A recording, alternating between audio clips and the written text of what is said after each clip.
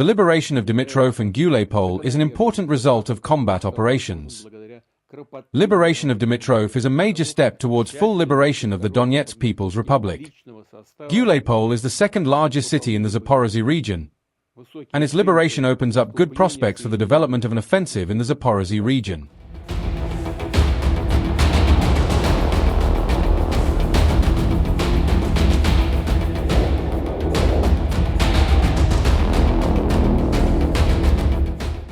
On December 27th, Ukraine officially denied reports that it had lost control of Myrnohrad in Donetsk and Huliaipole in Zaporizhzhia.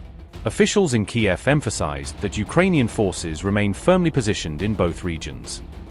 The Ukrainian armed forces responded to Russian statements, calling them examples of what they described as the weapon of disinformation.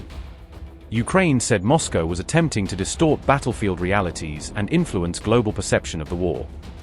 Ukraine's general staff labeled the reports as deliberate Russian disinformation, released just ahead of the planned Trump-Zelensky meeting. Officials suggested the timing was intended to undermine confidence in Kiev's position before key peace discussions begin. General Staff of Ukraine's armed forces said, and I quote, "It is obvious that the Russians' lies are primarily aimed at foreign partners and have intensified significantly during the peace talks. However, Russian disinformation will not affect Ukraine's position and further diplomatic work."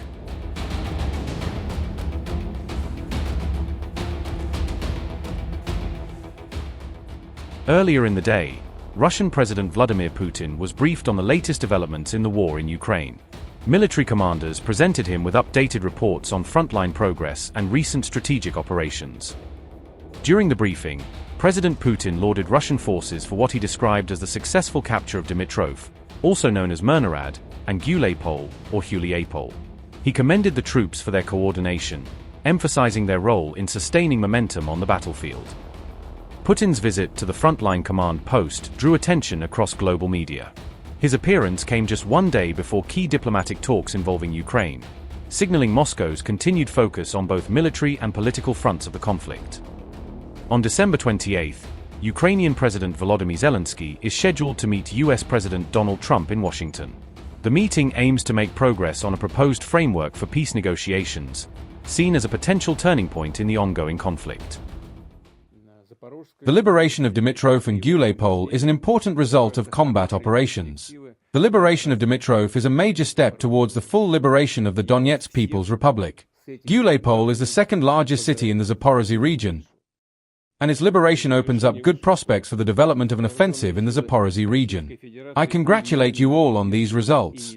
Thank you all. In conclusion, I'd like to say that the armed forces of the Russian Federation are firmly holding on to the initiative, continuing to do their tasks in special operations along the whole line of combat contact.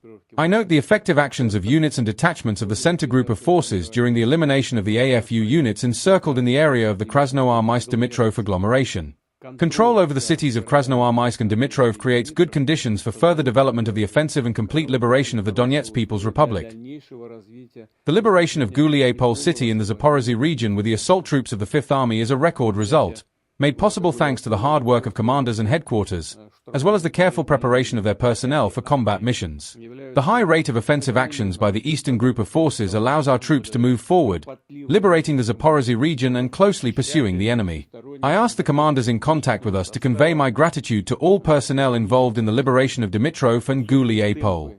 Group commanders must continue leading their troops in accordance with the plans of the special military operation. We also see some smart people in the West suggesting that the Kiev authorities accept decent conditions for ending the conflict, which could provide a basis for ensuring Ukraine's long-term security, restoring relations with Russia, and reviving the Ukrainian economy.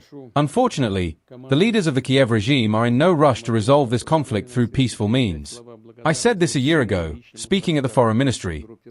Today, judging by your reports and the situation on the front line, our interest in withdrawing Ukrainian military formations from the territories they currently occupy has effectively been reduced to zero. For a variety of reasons, the Kiev authorities do not wish to end the matter peacefully, and we will resolve all the tasks before us by armed means under the framework of the special military operation. Let's discuss the immediate tasks applicable to the groups whose commanders are currently attending our meeting.